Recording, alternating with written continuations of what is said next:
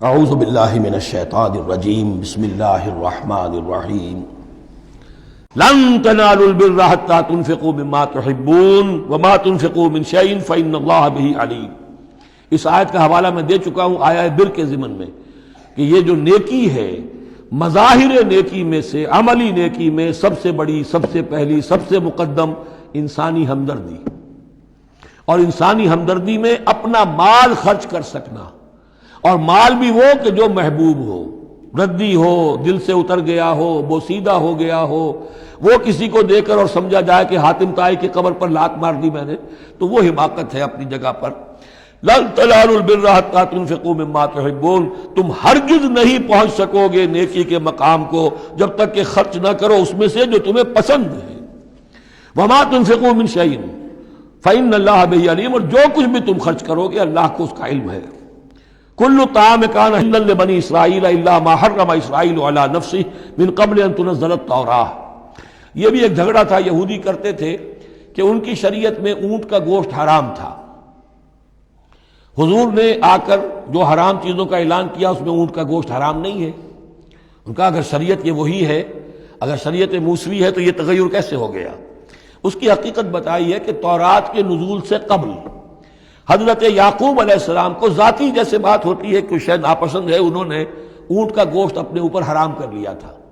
جیسے حضور نے اپنی دو ازواج مطہرات کی دلجوئی کے لیے بعض چیزیں جو حلال تھیں ان کی قسم کھا لی، یا ایھا النبی لم تحرم ما احل اللہ لک تبتغی مرضات ازواجک، یہ چیز ان کے ہاں روایت کے طور پر چلی آ رہی تھی۔ تو اللہ نے فرمایا لاؤ تورات اور دکھاؤ کہاں لکھا ہوا۔ تورات کے نزول سے پہلے یہ شکل حضرت یعقوب علیہ السلام کی تھی، اس کی تم پیروی کر رہے ہو۔ تو کھانے پینے کی وہ چیزیں جو اسلام نے حلال کی ہیں، کل طعام کان حلا لبنی اسرائیل، وہ بنی اسرائیل کے لیے بھی حلال تھی، الا ما حرم اسرائیل علی نفسہ، سوائے ان چیزوں کے کہ جنہیں حرام ٹھہرا لیا تھا اسرائیل، اسرائیل سے مراد حضرت یعقوب اللہ کے بندے عبداللہ، علی نفسہ ہی، اپنی جان پر، من قبل ان تنزل التوراۃ، اس سے پہلے کہ تورات نازل ہو۔ اس لیے کہ یہ تو 300-400-500 سال کا فصل ہے حضرت یعقوب میں اور نزول تورات میں۔ قل فاتوا بالتوراۃ فاتلوها، اے نبی ان سے کہیے تم جو اعتراض ہم پر کر رہے ہو تو لاؤ تورات اور پڑھو اور دکھاؤ، ان کنتم صادقین، اگر تم سچے ہو۔ شریعت تورات کے اندر کہیں بھی اونٹ کے گوشت کی حرمت نہیں ہے۔ فمن افترى على الله الكذب من بعد ذلك فاولئك هم الظالمون، اور جو لوگ اس کے بعد بھی اللہ کی طرف جھوٹ منسوب کرتے رہے تو یہ لوگ ظالم ہیں۔ اب ان سے کیا آدمی گفتگو کرے؟ قل صدق اللہ، کہہ دیجئے اللہ نے جو کچھ کہا صحیح فرمایا۔ فاتبعوا ملت ابراہیم حنیفا، بس پیروی کرو ملت ابراہیم کی جو یکسو تھے یا یکسو ہو کر، یہ حنیفہ کا لفظ دونوں طرف جا سکتا ہے، ابراہیم کی صفت یا حال حنیفہ، اور یہ اتباع کا حال بھی ہو سکتا ہے۔ فاتبعوا ملت ابراہیم حنیفا، یکسو ہو کر، بعد کی تمام تقسیمات سے بلندتر ہو کر جو ابراہیم کا طریقہ ہے اس کی پیروی کرو۔ وما کان من المشرکین، اور مشرکین میں سے نہیں تھے۔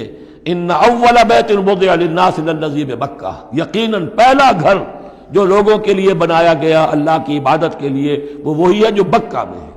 بکہ اور مکہ یہ دو در حقیقت ایک ہی لفظ کے لیے دو پروننسیشن سے۔ ان اول بیت وضع للناس للذی ببکہ مبارکا وہدی للعالمین، برکت والا ہے اور تمام جہان والوں کے لیے ہدایت کا ذریعہ ہے۔ فیہ آیات بینات المقام ابراہیم، اس میں آیات بینات ہیں۔ ترتیب دیکھ لیجئے، وہاں کے 4 رکوع جو تھے ان میں پہلے اس کا ذکر ہوا تھا، پھر باقی ساری گفتگو تھی۔ یہاں ترتیب الٹ گئی ہے، ساری گفتگو کے بعد اب آخر میں یہ حصہ جو ہے تیسرا اس کا وہ ختم ہو رہا ہے، اس نصف اول کا، اور آخر میں تذکرہ حضرت ابراہیم کا ہے۔ مضامین وہی ہیں، ترتیب بدل گئی ہے۔ فی آیات بینات، اس میں تو بڑی روشن نشانیاں موجود ہیں۔ مقام ابراہیم، جیسے مقام ابراہیم، ومن دخلہ کان آمنا، اور جو بھی اس میں داخل ہو جاتا ہے امن میں آ جاتا ہے۔ بدترین پورے عرب کے اندر خوریزی ہوتی تھی، لیکن حرم میں اپنے باپ کے قاتل کو بھی اگر دیکھ لیتے تھے تو کچھ نہیں کہتے تھے۔ یہ ایسی روایت اس حرم کی رہی ہے اور آج تک ہے اللہ کے فضل و کرم سے کہ وہاں پر امن ہی امن ہے، دار الامن۔ من دخلہ کان آمنا وَلِلَّهِ عَلَى النَّاسِ حِجُّ الْبَيْتِ مَنِ اسْتَطَاعَ إِلَيْهِ سَبِيلًا، اور للہ علی الناس، اب لام اور علی کو یہاں نوٹ کر لیجئے، اللہ کا حق ہے لوگوں پر کہ وہ حج کرے اس کے گھر کا، جو بھی استطاعت رکھتا ہو اس کے سفر کی۔ للہ علی الناس، اللہ کا حق ہے لوگوں پر، حج البیت، گھر حج کرنا بیت اللہ کا، من استطاع الیہ سبیلا، جو بھی استطاعت رکھتا ہو راستے کی، سفر کی، ومن کفر، اب یہاں کفرہ کے معنی کیا ہوں گے؟ جو استطاعت کے باوجود حج نہیں کرتا وہ گویا کہ کفر کرتا ہے۔ ومن کفر فإن اللہ غنی عن العالمین، تو وہ اللہ تو غنی ہے تمام جہانوں سے۔ قل یا اہل الکتاب لم تکفرون بآیات اللہ، اب آخری یہ آیات ہیں، بڑا ہی انداز جو ہے جھنجھوڑنے کا، اور جیسے کہ پیئرسنگ آئیز کے ساتھ دیکھ کر کسی سے بات کی جائے اور اس کے یعنی نگاہیں گاڑ کر اس پر۔ قل یا اہل الکتاب لم تکفرون بآیات اللہ، کیوں اللہ کی آیات کا انکار کر رہے ہو؟ واللہ شہید علی ما تعملون، اور جبکہ جو کچھ تم کر رہے ہو اللہ اسے دیکھ رہا ہے۔ قل یا اہل الکتاب لم تصدون عن سبیل اللہ، کہہ دیجئے ہے کتاب والو کیوں روکتے ہو اور روکتے ہو؟ صد یا سد دونوں معنی دیتا ہے، لازم بھی متعدی بھی، خود رک جانا، دوسروں کو روکنا۔ کیوں رکتے ہو اور روکتے ہو اللہ کے راستے سے؟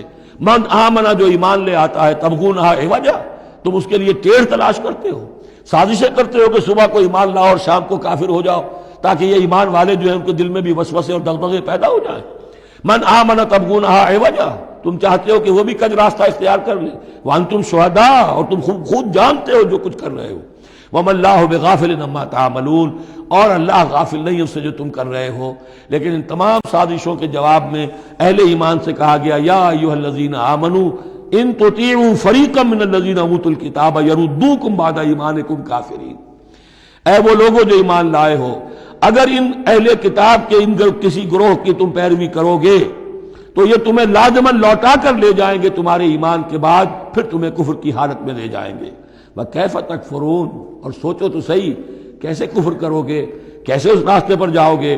وَأَنْتُمْ تُتْلَىٰ عَلَيْكُمْ آیَاتُ اللَّهِ، جبکہ تم پر اللہ کی آیات پڑھ کر سنائی جا رہی ہیں۔ وَفِيكُمْ رَسُولُهُ، اور تمہارے اندر اس کا رسول موجود ہے بنفس نفیس۔